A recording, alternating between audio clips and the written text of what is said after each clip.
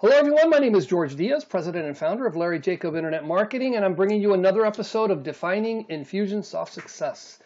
Today my guest is Scott Whitaker. He's from Scott Whitaker Consulting, and he's a fellow South Floridian, right? Yeah, that's right. I'm in South Florida, and I tell you, you can't beat the weather down here, man. Oh man, I look at the weather forecast, and it's painful to watch those people, and I almost feel bad taking videos in my backyard. So, No, you don't. Let's just confess. You take the videos and then you're prideful and you put them out there and say, "Look what I get to enjoy." Everybody else envies that. So, yeah, and in the summertime we're hot, but it's not that long. So, yeah, that's right. well, Scott is a fellow membership site provider. We're much more on the technical side, as a lot of you know. Scott is on the strategic side, so he helps business owners define their membership practices. And instead of me introducing you, why don't you tell people a little bit about yourself? Yeah, so the way I look at it is I help people build the business. So I don't get into the necessary membership site, although there are best practices of which you teach and know everything about. But I go into what are the practices for actually building your membership business. And I've created what I call the 7 systems of a growing membership business. And I help business owners put those systems in place, like your content, understanding your content system, assimilating new members so that you assimilate them from becoming a new member to a fully engaged member in your membership program, on down to marketing, retention, ascension, and then strategy and leadership. So all of those different systems that you would need as a membership business owner to be able to build your membership program. Okay, so and I didn't count total of 7, but those are part of those 7, right? Yeah, content, assimilation, marketing, retention, ascension, strategy, and leadership. So if you're counting for all 7 there. Gotcha. Okay, so I mean, and there are different areas, and some people are starting from scratch and they need to address all of them. Other people might be dealing with maybe retention, or maybe their leadership is off a little bit, and then you can come in and kind of help them fill in those gaps, right? Yeah, so really all of the systems work together. So if you're having problems in retention, obviously that would be the retention system, but it could also impact your content system. So it could be that your content isn't retaining people within your membership program. Same with ascension. If you're looking at trying to have different levels of membership, then you have to go back to your content and retention and see how that plays to be able to offer the different levels of membership. Oh, that's interesting. And it was interesting. We ran into each other on LinkedIn, and I don't know, I saw him on my profile. I guess he saw something about my profile that made sense. I saw, hey, he's in South Florida. How bad could he be? And I reached out. I go, let's talk. And it seemed like we had very kind of complementary business, and I thought it'd be great for our discussion. Now, what's the name of your ebook? Because I thought that was like a great topic to cover. Yeah, so the name of my ebook is Why People Quit Your Membership Program and What You Can Do About It. And in it, I identify 11 reasons why people quit. Obviously, there's a whole lot more than 11, but I limited it to 11 reasons why people quit. And I tell you then what you can do to rebuttal their decision to cancel their membership. And then I also give you some bonus topics on what every membership business must have in order to really be and build your membership business. Cool. Now, when we started, when we were prepping for this, you told me what was the #1 reason, and I wasn't surprised, but I think that's definitely worth discussing here. Yeah, so the #1 reason why people quit your membership program is that people are overwhelmed. So they sign up for your membership program, and immediately they'll get an email from you, and it'll say, here's the membership website, log in. Here's all the great things, and then they log into your membership website, and they're just overwhelmed by the content. Now, George, you know this because you build the membership website. No, right, and I think it's obvious to us. Yeah. But yeah, so, more is not necessarily better. Yeah. So, like, you've seen membership websites where you've had to take somebody else's work and totally rebuild it because it's like, oh, Lee, no wonder they need a new membership site. It's because it's so overwhelming, and so. Overwhelming people not only just online, but for those who do like bonus kits and send out newsletters and things like that, those mailings start to stack up on people's desks, and they're just beginning to feel overwhelmed by it. Every time that mailing comes in and it's not open and it's stacking up there, it feels like another item on their to-do list, and then they just begin to say, well, I'm not using the membership, and I just need to quit. Yeah, that's interesting. That's interesting because, for example, I have a membership site, and it's really like it's a free, it's a lead magnet, and it's called the First Timer's Guide to Membership Sites, and it's 7 articles, and it's really 7 articles that I previously published during the fall. And I purposely put, it's in the order, and I go, I've got to write an article anyway every week. Let me write them as a series, even though if you read them on the site, you wouldn't see the connection as overtly as the way I've arranged them. But my site, if you did a search on it, is overwhelming. I mean, it's got, 250, 300 articles. And if you wanted to piece together some cohesive lessons out of it, and you were really good, you could. But absorbing that is overwhelming. Yeah. So, and here's why a lot of membership business owners do it. And I mean this respectfully, but in some way we have an inferiority that we feel like the more content I provide, the more I feel okay in accepting those membership dollars from that. From that person. It's an interesting psychology, but that plays into a lot of people's thinking. Yeah, it does. And so what I try to tell membership business owners is the last thing that you really want to do is to allow that feeling of, are people really going to like my content? Are people really going to enjoy my content? Let me give them as much as I can let's provide the content in such a way that people can actually consume it. And where we can't be responsible for people consuming your content. I can't be responsible for people consuming my content. It's on them. I am responsible, and the onus is on me to make sure that the content is available in such a way that it's not overwhelming and that they are able to make use of it as best as possible. Yeah, and I tell you, people pay you, like for example, it was an article that I wrote where I was telling you, give your best information away for free. And a lot of the pushback I get is, well, if I give them so much information, what do they need me for? And the information giveaway, it's my opinion, is so that they know your stuff. Yeah. And most people, like I remember I even bought a book a while back. I go, I'm going to read your book. It's not like I need the book, but it's just so to know, does this person really know their stuff? And it was an investment in figuring out if there's someone I want to do business with, and then I called them. Yeah. So it's it's an interesting way because people are checking you out, and if you make it easy to be checked out, you're at the advantage. Yeah, I always try to prove the value on the front end. And that's really what you're saying is, prove the value on the front end. And I'm confident that even if I prove the value on the front end, I'm still going to be able to help you on the back end. So I don't have a problem. And that's why I wrote the book. One of the reasons why I wrote the book, I don't have a problem sharing with you the reasons why people quit your membership program. I don't have a problem in telling you, here's what you need to do, and here's exactly what you need to say in order to keep people from quitting your membership program.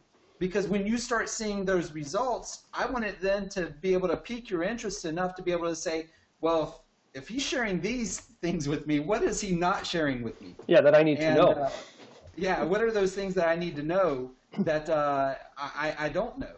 And then that's where I'm able to come in with the 7 systems especially, and be able to put those 7 systems in place in your membership business and help you out even further. Cool. So what are the other few? Yeah, so another reason is, and it's closely related to people are overwhelmed, is that people get confused. So, they log into your membership website, and it's confusing, it's not laid out correctly. Those of you who are using more than a membership website, maybe, again, you're doing the mailings, it's, what is that one thing that I need to do first? And I call it, what is the quick win that you want people to have? So if I join your membership program, you ought to be able to say, here's the very first thing I want you to do, and maybe even first 3 things that you want me to do as a member, so that I can get a quick win and quickly get engaged in your membership program. Because otherwise, if you're leaving it up to me as a user, if you're leaving it up to your members to decide what actions they need to take, they're going to look at everything and say, well, I really don't know what to do. And so what steps should I take? Yeah. So you make sure it's got to be clear. And again, there are sites that may not be confusing, but if they start off and I'm confused, you're in the same jam, right? Yeah. So even if you just ask yourself, log into your own membership site and say, what is the very first thing you want people to do? Now, I'm not sure if this is something, that you tell people, but one of the things I like to tell people is, have a navigational video, a video inside the membership website that says, hey, thanks for being a member. Let me just show you around your membership website and show you all the things that are here for you. Don't feel like you have to use everything. Again, that overwhelm. Yeah. But here are the first 3 things that you really need to do, and let me point it out to you. And so that it's not confusing for them. Yeah, and even setting expectations. Like I'm thinking of, we were talking about the tribe course. Yeah. And each chapter has a nice little preview video that's only there to kind of tell them, okay, this is what we're going to do. So, and then each one has like the number of minutes. So, okay, if you invest, it even tells you 15.5 minutes, you can get through this. So I can kind of look at my watch and say, okay, I got a half hour before my next meeting. I can do this one now. And, and even simple things like that, because I'm a business owner, I'm busy. So how does your site enable me to not be confused, or it's, like 45-minute videos and nobody has time for that. And that's one of the things I did with my online course as well. Is I've got an overview video that says, here's what the entire module is about, and then each lesson is broken down in its own individual lessons, and it's got the transcripts, it's got the video, it's got the audio. So that way, depending upon how people want to consume it, again, depending upon how they want to consume it, they can consume it that way. If they want to watch a video, if they want to listen to an audio, a transcript, if you want to read it, and then having an action sheet there, again, that some of them, they may never use it, but some people really wanting to go to work can take out the action sheet and fill in the blanks and come up with next steps that they need to take and implement in their business. So helping people avoid confusion with your membership business is really going to help your members overall, and you're going to be able to increase your retention and build a better relationship with them. Yeah, and I tell you what, some people, as important as video is, some people don't want the video, they want the transcript. And it's like different people have different ways of learning, of absorbing stuff. And some people's like, I just want to print out, I've heard people, I just want to print out the PDF, and I'm going to go into my living room, and I'm just going to kind of flip through it. And if you give them a video, and that's all you give them, it's like, I don't have time to sit in front of my computer, or, I guess I could watch it on my video on my phone, but I feel like I'm bothering the people around me if they have to hear it, whatever. So, make it so that it's easy to consume. Well, what's the third one? Because I think you had like top 3 that were the most popular ones, right? Yeah, so the third one is it costs too much. And so price. Right? Yeah, it's price. Now, the thing about this one, though, is that it's really not the cost. I mean, people put their money where their priorities are. And so really when somebody says, if I say, Georgia, your membership program, it just costs too much, what I think I'm doing in canceling my membership because of price is I'm putting a barrier between me and you that I think you're not going to be able to overcome. And so what I tell membership business owners is that when somebody says that price is the issue, what you then have to do is you have to then make the opportunity available to them to overcome that obstacle that they think they're trying to put in the way. So, for example, if you were to come to me and you were to say, Scott, hey, I need to cancel my membership with your program, and it just costs too much. I would then say to you, well, George, man, I know there's a lot competing for your investment and for your dollars, and I would hope that we have proven to you to be able to get the return on your investment. And I would just stop right there for a moment and let them tell me.